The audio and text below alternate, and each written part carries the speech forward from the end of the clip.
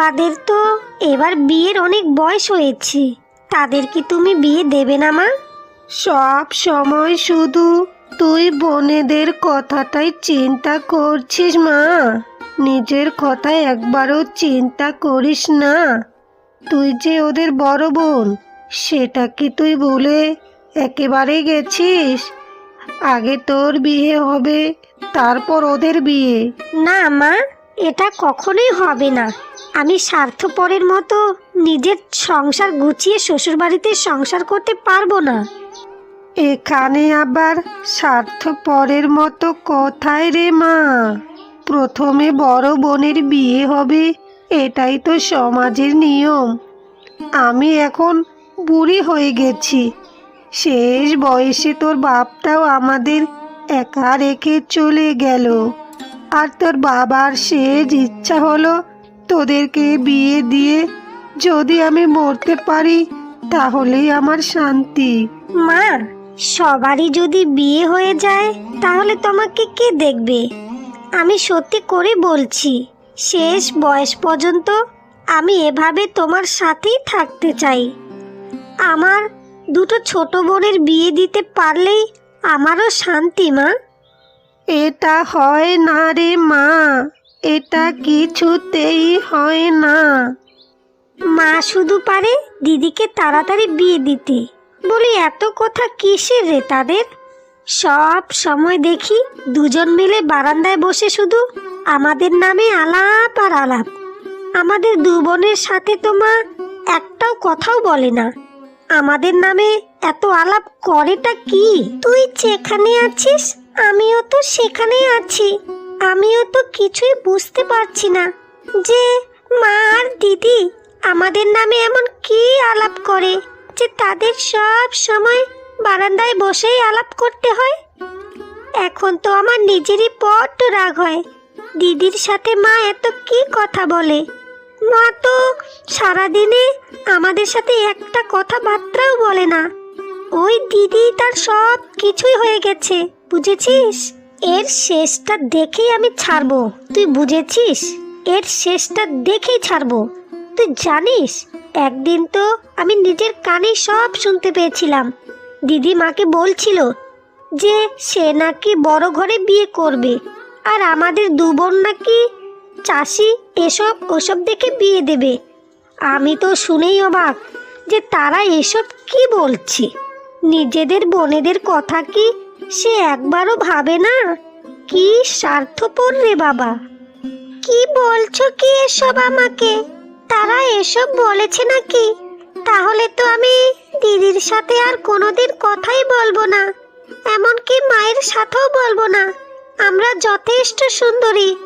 আমাদেরকে যদি ধনী বাড়িতে বিয়ে দেওয়া না হয় তাহলে দেখবি এই বাড়িতে আগুন জ্বালিয়ে আমি কোথাও একটা চলে যাব। তারপর তুই শুধু দেখবি মা মেয়ে মিলে রাস্তা রাস্তা দিন কাটাচ্ছে। সারাদিন একটা কাজ করে না করে সেটা নিয়ে তার এত গরিমা, এত অহংকার। আমরা বুঝি ঘরের কোনো একটা কাজে করি না? অসভ্য মেয়ে, স্বার্থপর একটা মেয়ে, মায়ের সাথে শুধু সারাদিন বসে বসে আমাদের নামে বাজে বাজে কথা বলে বেড়ায়। দেখবে দিদি, তুমি দেখবে বিধাতা এর একটা বিচার করবেই, বুঝেছ? বিধাতা এর বিচার করবেই। আমি জানতাম না দিদির মনে মনে এত কিছু।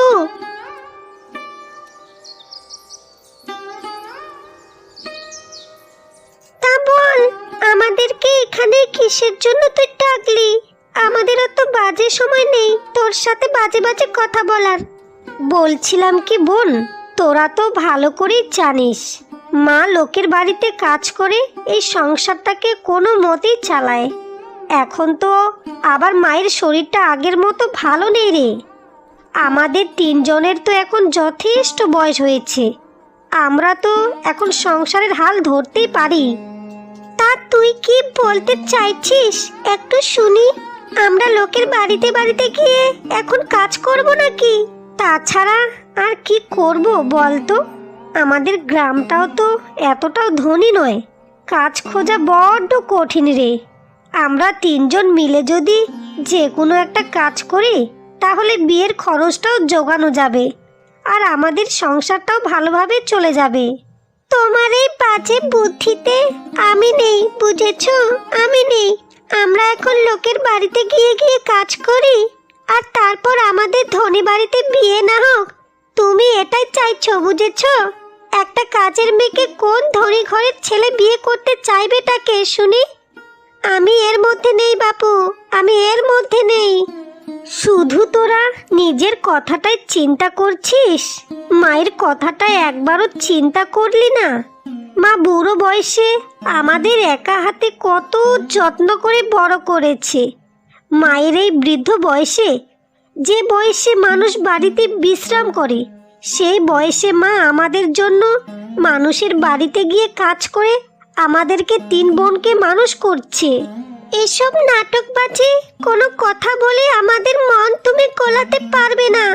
আমরা জানি তোমার মনে আমাদের জন্য কি আছে। যাও যাও, এখন এখান থেকে চলে যাও। আমরা কোনো কাজ টাজ করতে পারবো না। পারলে নিজে গিয়ে করো না। কে আটকাচ্ছে তোমাকে বলো তো? নিজে করে সংসারটা চালাও গিয়ে। আমাদের এখন বিয়ের বয়স হয়েছে। আমরা 2 বোন বিয়ে করে অন্যের বাড়িতে চলে যাব। যত সব এসেছে মানুষের বাড়িতে আমাদেরকে কাজ করাতে। আহা হা হা।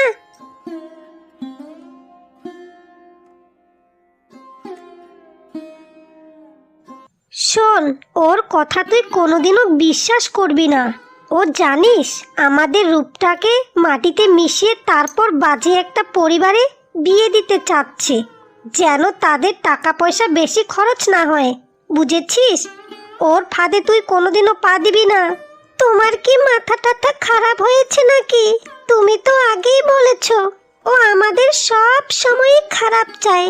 যদি কেউ আমার ভালো চায় সেটা হচ্ছে তুমি। আমরা তো ধনী বাড়ির বউ হতে চাই। আমরা কোনো কাজের মেয়েতে হতে পারবো না। কাজ করুক সে।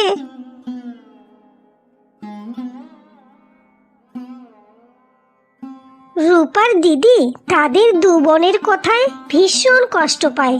সে শুধু তার সংসারটাকে এবং তার মা এবং বোনেদের কথাই সব সময় চিন্তা করত।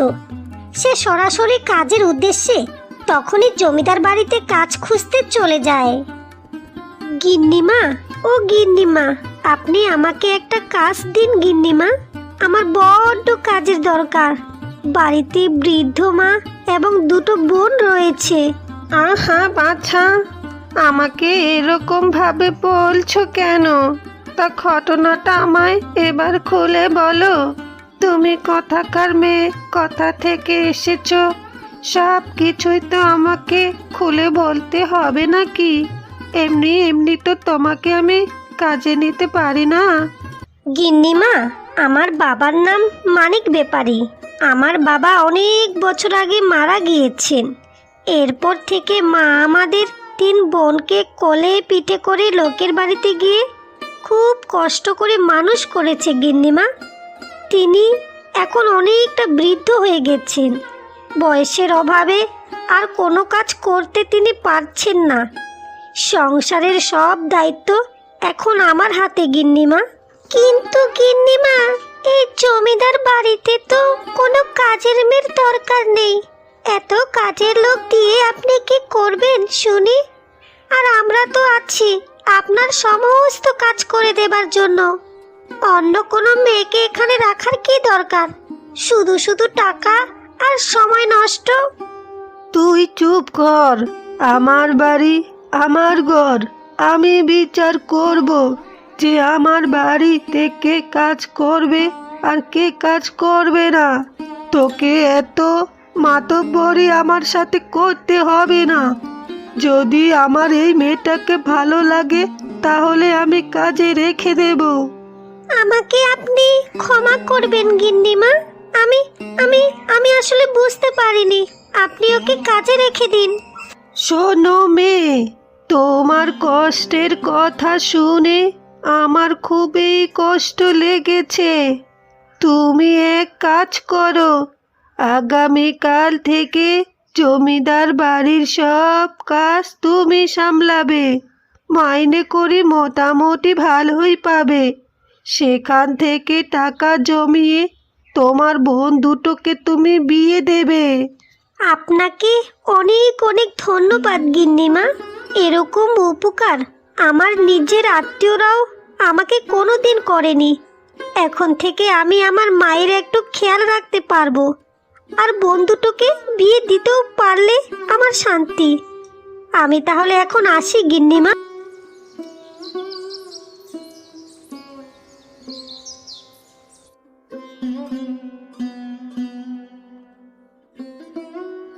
কি রে মা, তুই কোথায় গিয়েছিলিস? আমাকে বল তো। তোকে সকাল থেকে খুঁজে খুঁজে তো আমি একেবারে পাগলই হয়ে গেছি রে। তোর দুটো বোনকেও জিজ্ঞাসা করলাম যে তোর দিদি কোথায়, কিন্তু তারা তো আমাকে কিছুটি আর বললো না। আজকে আমি অনেক খুশি মা, অনেক খুশি। জানো মা, জানো তুমি, আমার জমিদার বাড়িতে কাজ হয়েছে। জমিদার গিন্নিমা আমাকে বলেছেন যে তাদের বাড়ির সব কাজ আমাকে করতে। কি বলিস রে মা, তুই এখন থেকে কাজ করবি? মানে জানিস মা, আরেকটা ভালো খবর আছে। তোর দুই বোনকে পাশের গ্রামের ছেলে কোথায় জানি দেখেছে, এরপর থেকে পছন্দও করেছে। ওই গ্রাম থেকে ঘটক মশাই আজকে বাড়িতে এসেছে। আমি তো তাকে বলে দিয়েছি এই বিয়েতে আমি রাজি আছি। ছেলেগুলোর পরিবার নাকি বড্ড ধনী পরিবার। এখানে তুই কি বলিস রে মা? মা, আজকে আমি অনেক খুশি মা, আজকে আমি অনেক খুশি। আমি জমিদার বাড়িতে কিছুদিন কাজ করি, কিছু টাকা উপার্জন করে তারপর আমার দুটো বোনকে ধুমধাম করে বিয়ে দেব মা। তুমি শুধু আর কিছুদিন আমাকে সময় দাও মা, আর কিছুদিন সময় দাও। তুমি জানো মা, আমি সব সময় এটাই চাইতাম যে আমার দুই বোন সব সময় শান্তিতে থাকুক, সুখে থাকুক। নিজের কথাটা একবারও ভাবলি না রে মা? নিজের কথাটা তুই একবারও আর ভাবলি না? আমি জানি না রে মা, আমি জানি না তোর মনটা কি দিয়ে তৈরি। বোনও আবার এরকম নিঃস্বার্থ হয়, সেটা তোকে না দেখলে তো আমি কোনোদিন বুঝতেই পারতাম না। রক্ত কখনো স্বার্থের টান টানে না মা। আমি শুধু তাদের সুখ শান্তি চাই। আমার সুখ বিসর্জন দিয়ে হলেও আমি আর তুমি মিলে এই ছোট্ট কুটির বাড়িটাতে সারা জীবন থেকে যাব মা, সারা জীবন থেকে যাব। তুমি আর কোনো চিন্তা করিও না মা, কোনো চিন্তা করিও না। কতগুলো বছর আমরা একসাথে থেকেছি বলতো। আজকে তোদের বিয়ে হয়ে গেল, এর থেকে কষ্টের আর কি আছে? তোরা সব সময় শ্বশুর বাড়িতে সুখে থাকিস বোন, সব সময় সুখে থাকিস। হয়েছে হয়েছে, এই শুভ দিন আর এত কান্নাকাটি তোমাকে আর করতে হবে না। এই শুভ দিনে আমি চাই না আমার জন্য কেউ কান্না করুক। এত নেকামো আমার আর ভালো লাগে না। এটা তো কষ্টের কথা নয় রে বোন, এটা তো খুশির কথা। আমি তোদের সুখ দেখি খুশিতে আত্মহারা হয়ে গেছি রে বোন, আত্মহারা হয়ে গেছি। হ্যাঁ হ্যাঁ, সে তো ভালোভাবে বুঝতে পারছি। এখন তুমি একটা চাষি দিনমজুর দেখে তাড়াতাড়ি বিয়েটা করে ফেলো, তাহলেই দেখবে তোমারও সুখ চলে এসেছে। তোদের দিদি জমিদার বাড়িতে কাজ করে এত কষ্ট করে টাকা উপার্জন করে তোদেরকে বিয়ে দিল, আর তোরা এখনো সেই সময়ে এসেও তার সাথে এরকম বাজে ব্যবহার করছিস। আসলেই রে, আসলেই তোরা কোনোদিন বুঝলি না তোর দিদির কষ্টটা। তোরা দুজনেই ভালো থাকিস মা, ভালো থাকিস। ঠিক আছে মা, তুমি আমাদেরকে এখন বিদায় দাও। আর তোমার বড় মেয়ের কথাও এবার একটু ভেবো, কেমন? আমরা তো চলেই যাচ্ছি। একটা কুমারী মেয়ে ঘরে থাকলে পাড়ার লোকে তো কত কিছুই বলবে। এর থেকে ভালো দিদিকে তুমি বিয়ে করিয়ে দিও চাষি টাসি দেখে। আমার কথা তোদেরকে আর চিন্তা করতে হবে না বোন। আমার কথা আমি ভেবেই নিয়েছি যে আমাকে কি করতে হবে। মাঝে মাঝে তোরা আমাদেরকে দেখতে আসিস বোন।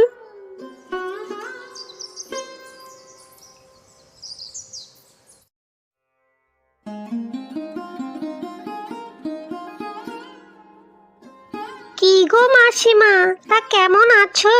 আমাকে কি তুমি চিনতে পেরেছো? না গো বাছা, কে তুমি? চোখে ভালো একটা দেখতে পাই না, বয়স হয়ে গিয়েছে তো। তা কে গো মেয়ে তুমি? যদি তোমার পরিচয়টা একটু আমাকে দিতে তাহলে একটু চিনতে সুবিধা হতো। আরে বুড়িমা, আমি এই গ্রামের উত্তর দিকের জঙ্গলটা আছে না, সেই জঙ্গলের পেছনের বাড়িটাতেই থাকি গো। আমার স্বামীর নাম রঘু। একদিন আমাদের বাড়িতে গিয়েছিলেন না? আর তোমার বড় মেয়ে তো আমার সাথে জমিদার বাড়িতে কাজ করে। আমি রান্না বান্না কাজ করি, আর তোমার মেয়ে ঘর মোছা, বাসন মাজা, ঘর ঝাড়ু দেওয়া এগুলোই করে। ও আচ্ছা আচ্ছা, এবার তাহলে চিনতে পেরেছি। তা বসো বাছা, বসো, আমার সাথে দুটো গল্প করো গো। আরে মাসিমা, থাক থাক, আর এখন বসবো না গো, বসবো না। বলছি, আপনার বড় মেয়েকে রেখে ছোট দুই মেয়েকে বিয়ে দিয়ে দিলেন। এবার তো পাড়ার লোকজনেরা আপনাদের নামে নানান কটু কথাবার্তা বলছে গো। এখনো সময় আছে মাসিমা, এখনো সময় আছে। আপনার বড় মেয়েকে বিয়েটা করান করান, না হলে পাড়ার লোকজনেরা আপনাদেরকে একঘর করে দেবে। কত বুঝিয়েছি, কিন্তু মেয়েটা তো আমার কোনো কথাই শোনে না। সে তার একটা কথাতেই সব সময় থাকে। সে বলে কোনোদিন সে বিয়ে শাদি করবে না। এভাবে কি আর জীবন চলে? তুমিও একটু ওকে বুঝিয়ে বলিও তো মেয়ে। তুমি আর পারুল তো এক বাড়িতেই কাজ করো। বোঝাবো বোঝাবো মাসিমা, এবার বোঝাবো। দেখবে সে একদিন ঠিকই বুঝবে।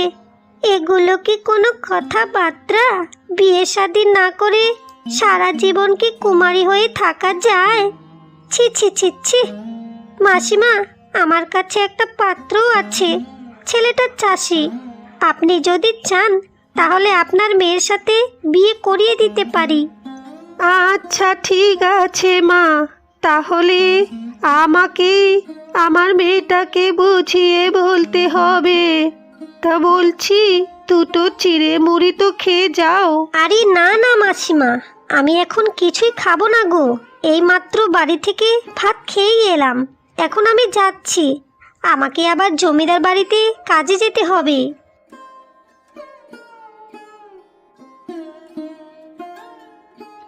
এবার মেয়েটাকে বলতেই হবে যে বিয়েটা এবার তোকে করতেই হবে, না হলে তুই এভাবে আর জীবন যাপন চলে না। এভাবে একা একা মানুষ কি আর বাঁচতে পারে?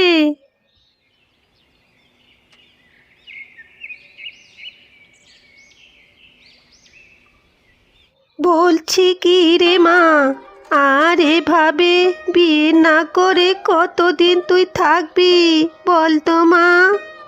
আজকে তোর জন্য একটা বিয়ের সম্বন্ধ এসেছে রে। পাশের পাড়ার ছেলেটা চাষি, বলা যায় চাষবাস করেই সে খায়। তার কোনো দাবি দাবা নেই।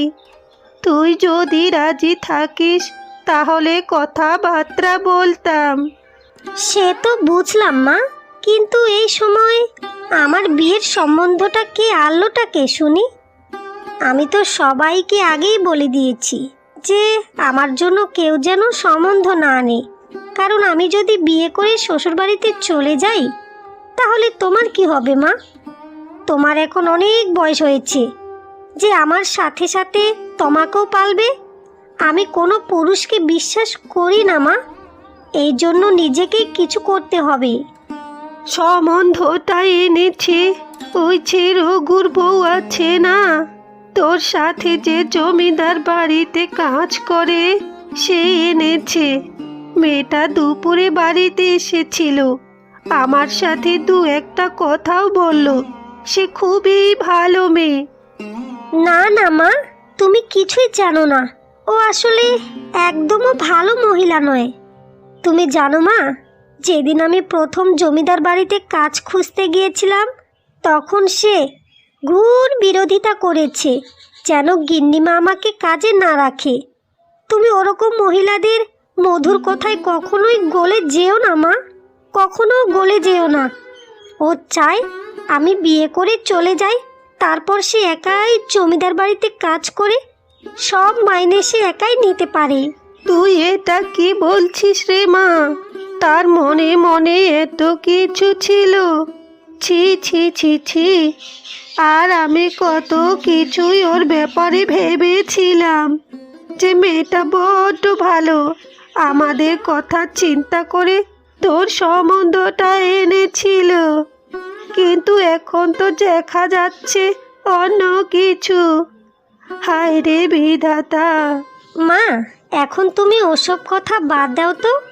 আমার দুটো বোনকে আমরা কতদিন হলো দেখি না, এমনকি তারাও বাড়িতে আসে না। চলো না মা, কালকে ওদের একটিবার করে দেখে আসি। বড্ড মনটা পুড়ছে মা ওদের জন্য, কত ভালোবাসি ওদের। বোন, বোন রে, তুই কেমন আছিস? কতদিন হলো তোকে আমরা দেখি না। আমাদের মনটা খুব পুড়ছে বোন তোর জন্য।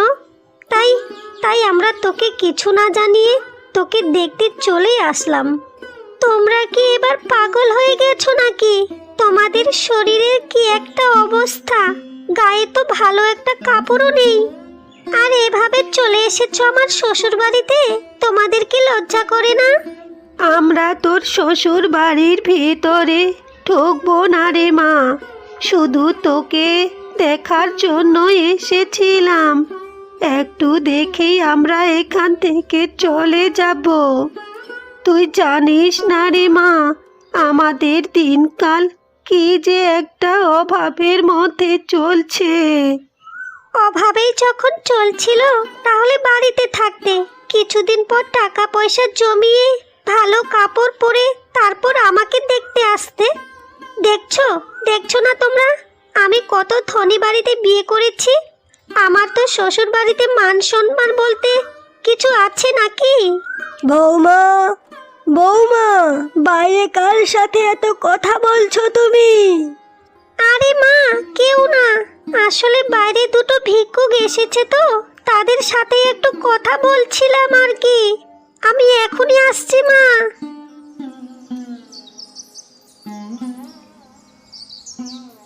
বলি, তোমাদের কি মাথায় একটু জ্ঞান বুদ্ধিও নেই যে তোমরা খালি হাতেই আমার শ্বশুর বাড়িতে ঢ্যাং ঢ্যাং করে চলে এসেছো?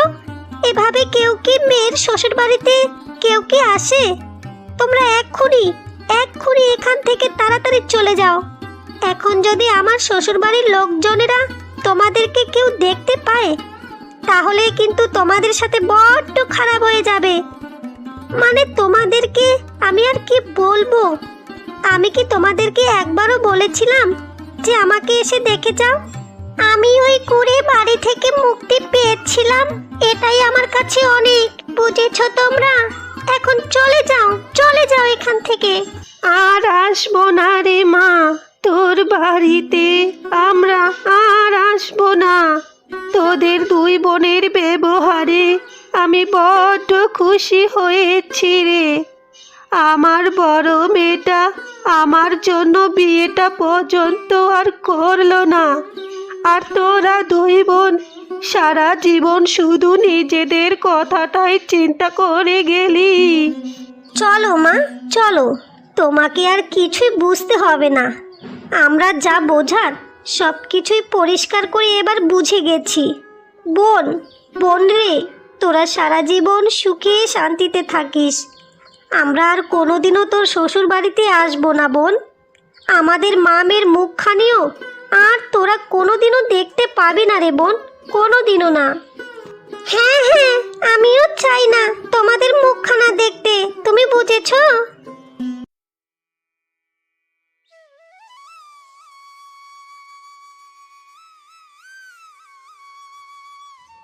তোমাকে কে বলেছে মা যে বিয়ে করতেই হবে? মানুষ একা থাকতে পারে না। তুমি শুধু একবার দেখো মা, আমি তো দিব্যি আছি। তুমি মরে যাবার পর থেকে তোমার স্মৃতি বুকে নিয়েই আমি এখনো বেঁচে আছি মা। দেখো মা, দেখো তোমার শাড়িগুলো আমি এখন পরছি, তোমার লাঠিটাও এখন আমি ব্যবহার করছি। মা গো মা, এবার যে আমারও সময় হয়ে এসেছে মা, তোমার সাথে দেখা করবার সময় হয়ে এসেছে মা, সময় হয়ে এসেছে। আজ 50টা বছর হয়ে গেল, এখনো তোমার দুটো মেয়ে আমার সাথে একবারও দেখা করতে এলো না মা, একবারও দেখা করতে এলো না, দেখতে এলো না। কেউ ভালোবাসে না মা, তোমার মতো আমাকে কেউ ভালোবাসে না, কেউ না, কেউ না।